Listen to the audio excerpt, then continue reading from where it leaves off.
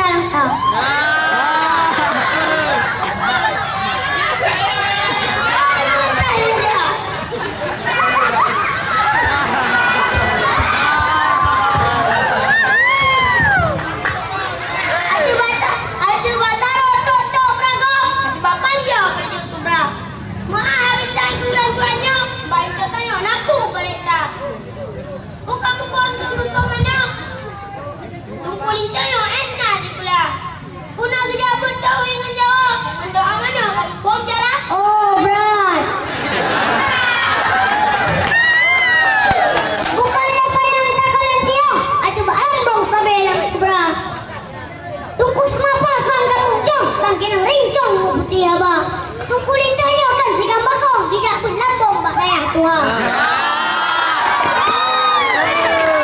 Kitab tauhid dan hukum. Yang masalah hukum, oh dia aja. Bukan bisa kau nak minta maaf. Hai, mudah usinan di luar. Lebih mantap besar temannya. Hai, yang bilang bang dia bisa.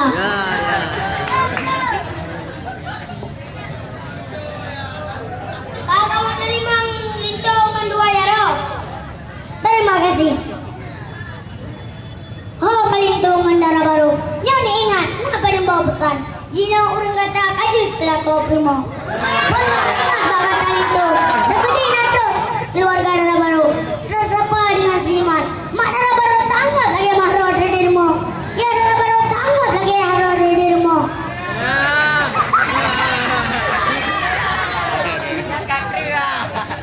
Oh, kalinto lupa kah bakal tam tua? Iban tegalak ke anak yang kelahiran tegalak tumangan ayah. Kalau mau tersakit tak sayang baca cegah. Pesan terakhir ke darah baru. Dia akan dijemput rencik lintok mana leman dua. Dia pun maaf orang dua-dua. Kadang-kadang langsung ke kata hana geras tu orang dua-dua. Doa bak kamu ada ketua. Jara 12 di atas bulan. Bakal karung dah berumah tangga. Belagi Adam dan Siti Hawa. Tamu anak, tamu cucu. Belagi seneba dalam payah. Darah